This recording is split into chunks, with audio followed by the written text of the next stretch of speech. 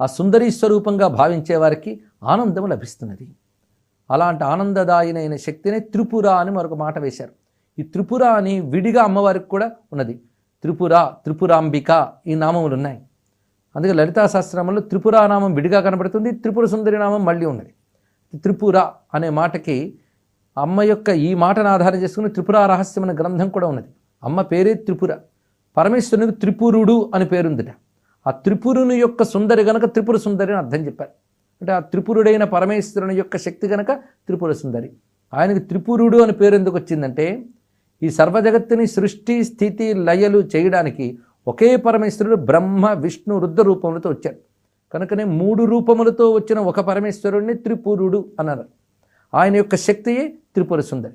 ఆయన 3 రూపముల నుంచి సృష్టి స్థితి లయలు చేసినప్పుడు ఆయన శక్తియే ముగురమ్మలుగా వచ్చినది. కనుక త్రిపుర అనే నామమే ముగురమ్మల